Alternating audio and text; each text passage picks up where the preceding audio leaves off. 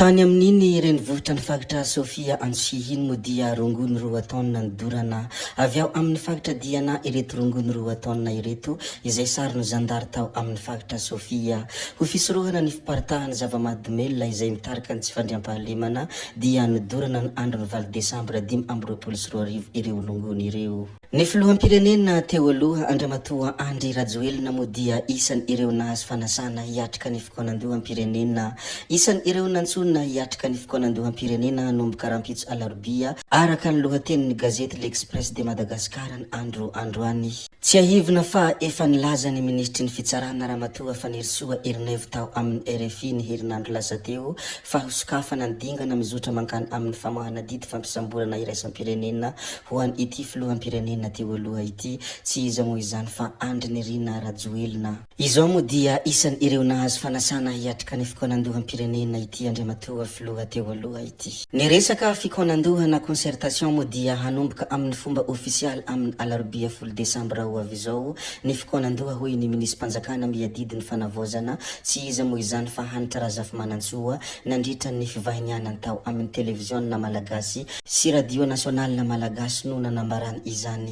Tsara ho marihina ny amin'ny io fikonan-doha moa dia antsona handray anjara amin'io avokoa ny rehetra na fikambanana na antoko politika na antoko-pinoana sy ny sisa izany hoe tsy hanavahana fa omena sehatra amin'izany avokoa ny rehetra hatramin'ny ireo malagasy pila ravinahitra enim-bolana ny fimpitoana voafagitra hanatanterahana io fikonan-doha io ka ny FFKM no hitarika azy. Mpanakanto Gangsta Bab na album dia mankalaza ny 27 taona ny andro anio. Ankoatran'ny mahampanao politika sy mpikabary matianina azy dia mpanakanto ihany koa Gangsta Bab ary mitondra anatra ho an'ny tanora avokoa ny hira rehetra izay nataony toy ny hoe hanambady aho ianao iny godikely ranabavy sy ny sisa. Ny hira rehetra izay navoaka ny Gangsta Bab rahatra zay moa dia mitondra hafatra foana indrindra mitondra fananarana. Mendrika omena firariantsoa izy amin'izao fety ny tsingeritaona nahaterahany izao izay ato anatin'ity chaîne ity moa dia mirary fety sambatra ho an'ny Gangsta Bab ary miarahaba azy ihany koa amin'izao tsingeritaona nahaterahany izao.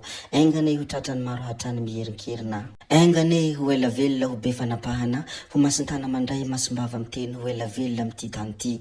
Andriamanitra andriananahary ane hombatsika mianakavy mandrakariva. Ny filohan'ny anterimera amin'ny pirenena Andriamatoa sy teny Randriana Soloniaky moa dia nilaza tao anatin'ny pejiny hoe izao ny atao hoe fiovana marina. Nosy Sakatia miverina amin'ny vahoaka ny tany fanana ny bella mijanona ho an'ny fanjakana ny reserve touristique ary averina amin'ny mponina amin'ny 5 ariary isaky ny metatra toradroa amin'ny alalan'ny Odoky. Nosy Sakatia dia isan'ny fagitra nanana olana ara-tany nahagitra taona maro.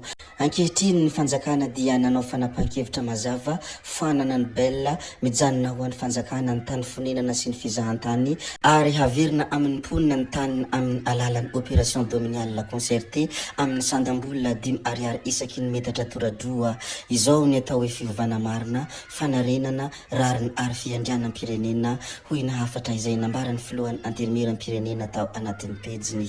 Nafinaritra moa ny fandraisana any Andriamatoa General Lilson René de Roland ilay ministry ny fanajarena ny tany sy ny raharahantany tany Nosy Behelville nitondra vahaolana momba ny ireo tany bodony vahiny ary hamerina ny Nosy Sakatia amin'ny vahoaka izy araka izay efa nazavaintsika teny aloha teny. Ndeha moa isika hanaraka horonan-tsary fofofohiny amin'ny fandraisana any General Lilson ilay ministry ny fanajarena ny tany sy ny ministry ny raharahantany tany Nosy Behelville izany izay hitondra vahaolana momba ny ireo tany izay ny bodony vahiny ary ny famerenana izany Nosy Sakatia izany amin'ny vahoaka.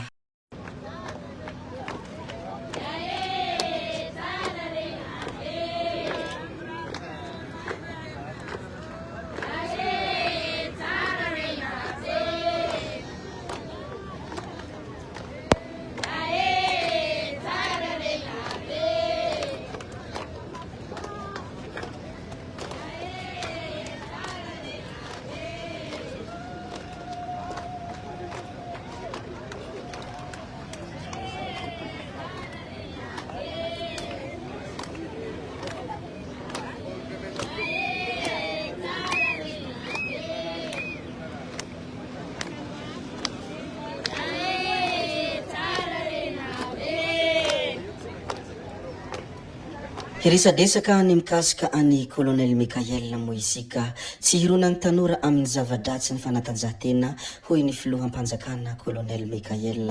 Nankasitraka ny FIBA Afrika ny filoham-panjakana Colonel Mikael indrindra ny fahavononany izy ireo hiara-iasa nambara ny fahazava-dehibe ny fanomezan-danja ny fanatanjahantena indrindra iny ifotony mba tsy hironany ireo tanora amin'ny zava-dratsy samahafa no hamafisiny ihany koa fahavinavinaina ny fanatsarana ny fanorenana foto-drafitrasa afaka hilalovan'ny ireo tanora malagasy ny taranja basket. Fanzavantranga tany amin'ny reniranon Tsirbina Andranomamy kosa dia fiara fitaterana entana iray no latsaka tao amin'ny reniranon Tsirbina Andranomamy. Tsy nisy olona latsaka niaraka tamin'ny fiara fa entana maromaro tao anatin'ny fiara no simba sy very. Nahitana trondro karazany maro vary sy ny sisa moa ny tao anatiny. Zay ihany koa no namarana ny video antsika anankiray ity ry tompoko vavy sy tompoko lahy koa dia mankasitraka anareo na vitany haino hatramin'ny farany ary mbola manentana anareo foana ny mbola hanaraka ny video manaraka izay alatsaka iato misesisesy zay fa tsy halavana ny resaka hamitra beloma izahay veloma vetivety amin'ny manaraka indray ino manao ny misimisi veloma ary tompoko lahy veloma tompoko vavy.